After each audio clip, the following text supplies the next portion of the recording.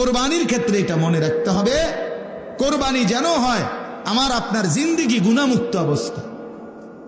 নাই তো আসমানে যাবে না, আপনার ঘরে যাবে, আপনার ঘরে গোস্ত যাবে, চুলায় রান্না হবে, সিদ্ধও হবে, রুটির লগে খাইতেও পারবেন, সবই ঠিক আছে। কিন্তু আসমানে যেতে হলে, আল্লাহর কাছে যাইতে হলে তাকওয়া লাগবে, তাকওয়া লাগবে। টাকাটা হালাল হইতে হবে, 1 টাকা হারামের টাকা, এটা দিয়া কোরবানি কবুল হয় না। এবং হারাম টাকার শরিক যে হয় তার কারণে বাকিদের কোরবানিও কবুল হয়। আপনি যদি বলেন বুঝমু কেমনে, না বুঝলে আপনি হাতের লগে করেন কেন? কথা বলেন না কেন? আপনি 1.5 লাখ টাকা 3 লাখ টাকার গরু লোক দেখাইতেন গেলেন কেন? আপনার সন্দেহ হয়, আবার সামর্থ্য আপনার পুরা নাই, কম, আপনি পুরা পারতেন না 1 লাখ টাকার কোরবানি দিতেন, আপনি খাসি কোরবানি দেন। এটা তো ইবাদত, এটা তো গোস্ত খাওয়া না। কথা বুঝছেন?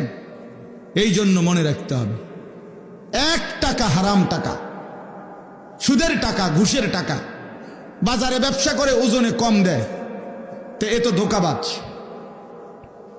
এ তো ধোঁকাবাজ। পণ্যের গুণাগুণ 2 নম্বর মালরে 1 নম্বর বলে, 3 নম্বর মালরে 1 নম্বর বলে, এ তো ধোঁকাবাজ, বাটপার। তাহলে এই বাটপারে যে টাকাটা নিল, এটি বাটপারির টাকা না? কথা বলেন না কেন? তো এ তো নাজায়েজ টাকা। এই টাকা দিয়ে কোরবানি জবাই হবে প্রাণী, গোস্ত জোরসো হইব, ভাতও খাওয়ান যাইব, রুটিও খাওয়ান যাইব, তা আসমানে যাবে না। কোথায় যাবে না? আসমানে যাবে না, রবের কাছে যাবে না, মালিকের কাছে যাবে না। কথা শক্ত হইল, এটাই সত্য, শক্ত। মূলত এই সূরাটার নাম হলো সূরায়ে হজ। এই মুহূর্তে হজ্জের মৌসুম, এখন হজের মাস। কোরআনুল কারীমের মধ্যে আছে, আল্লাহ তাআলা ইরশাদ করেছেন, আল হাজ্জু আশহুরুম মা'লুমাত, হজ হয়ে থাকে নির্ধারিত কয়েকটি মাসে। এই নির্ধারিত মাস বলতে নবী সাল্লাল্লাহু আলাইহি ওয়াসাল্লাম নিজে ব্যাখ্যা করে বুঝাই দিয়েছেন যে নির্ধারিত মাস হলো 3টা, শাওয়াল, জিলকদ, জিলহজ। মানে রমজানের পরপরই 3 মাস। রমজান মাস যখন শেষ হয়, ঈদের চাঁদ ওঠে, হজের মাস। এই জন্য সারা পৃথিবীর মুসলমানরা এই মুহূর্তে আল্লাহর ঘরের মেহমানদেরকে বিদায় দিচ্ছে। অর্থাৎ সারা বিশ্ব থেকে মুসলমান ইমানদাররা কম বেশি আল্লাহর ঘরের দিকে যাচ্ছে, আর অন্যান্য মুসলমানরা তাদেরকে বিদায় দিচ্ছে, দোয়া নিচ্ছে, তাদের কাছে বিভিন্ন রকমের কাকুতি আকুতি প্রকাশ করছে। তো এই হিসাবে আমাদের যারা ওলামায়ে কেরাম, বুজুর্গানে দ্বীনদের একটা আমল, যে হজ্জের এই সময়টাতে বিশেষভাবে ওনারা হজ, কোরবানি এই সম্পর্কিত আলোচনা করে থাকে। ফলে আলহামদুলিল্লাহ আমরাও গত কয়েকদিন যাবৎ লাগাতার প্রতিদিন আল্লাহর বান্দাদের কাছে হজ, কোরবানি এই বিষয়গুলোর উপরে কিছু কিছু আলোচনা করার চেষ্টা করতেছি। তো আজকেও এটাকে সামনে রেখে আপনাদের সামনে এই আয়াতটা আমি পড়ছি। তাহলে এবার আসেন একটু কথা, কোরবানি আল্লাহ তাআলা আদম আলাইহিস সালাম থেকে নিয়ে এই পর্যন্ত এবং এখন থেকে নিয়ে কিয়ামত পর্যন্তের জন্য আল্লাহ তাআলা কোরবানি চালু করেছেন। হযরত আদম আলাইহিস সালামের 2 ছেলে হাবিল এবং কাবিল, এই 2 ছেলে বিবাহ নিয়ে ঝগড়া লাগছিল নিজেদের মধ্যে। এই ঝগড়ার সমাধানের জন্য আল্লাহ তাআলা তাদেরকে প্রথম কোরবানি করতে বলছিলেন। সেই থেকে কোরবানি শুরু, আজও চলছে, কিয়ামত পর্যন্ত চলবে। সুবহানাল্লাহ। সর্বযুগে, কথা খেয়াল করেন, আমি কমাইয়া কইতেছি, সর্বযুগে 1 নাম্বার মনে রাখতে হবে, কোরবানি সর্বযুগেই কবুল হবে তার নিজের মধ্যে তাকওয়া থাকবে, যার। ইন্নামা ইয়াতাকাব্বালুল্লাহু মিনাল মুত্তাকিন। কোরআনে আছে হাবিল কাবিল 2 ভাই কোরবানি দেওয়ার পরে কাবিলের কোরবানি কবুল হয় নাই, কিন্তু হাবিলের কোরবানি কি হয়েছে? কবুল হয়েছে।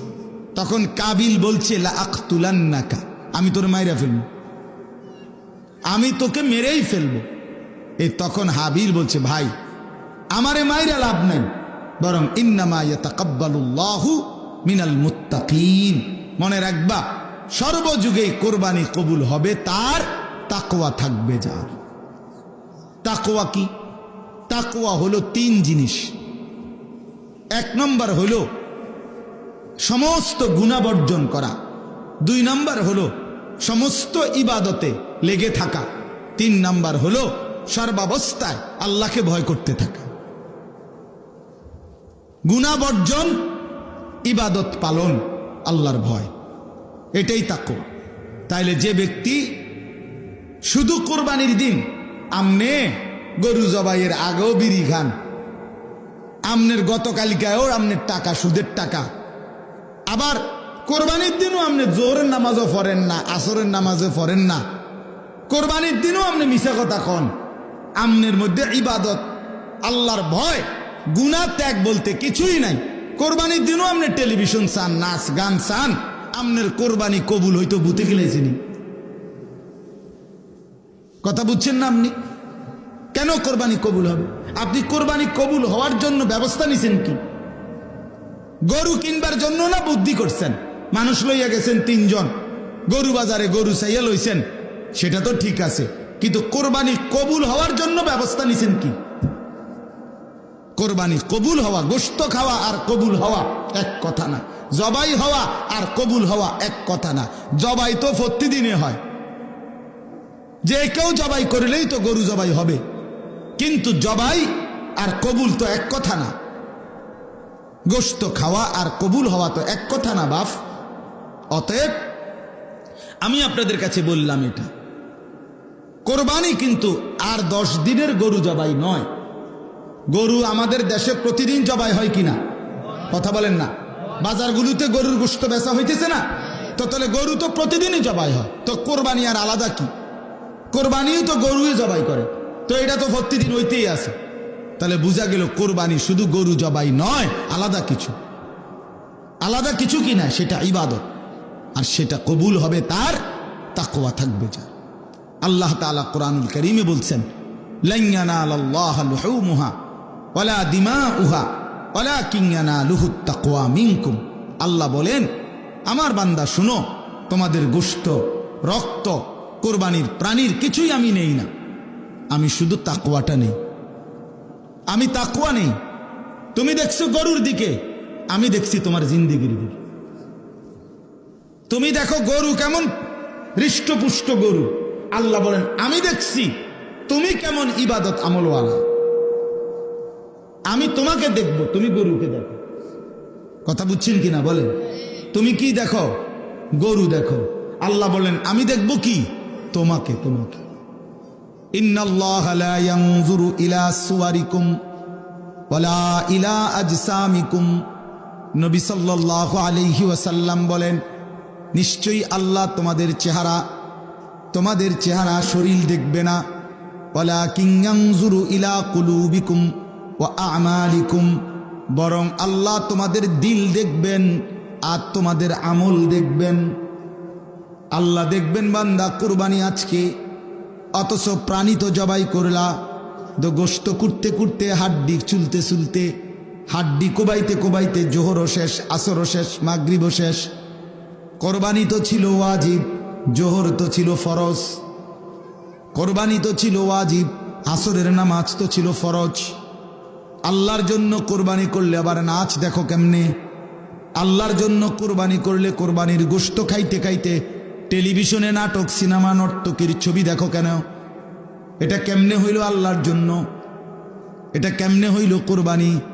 এটা তো আর 10 দিনের মতো, বছরের অন্য দিনের মতো গোশতই খাওয়া। হ্যাঁ বলেন?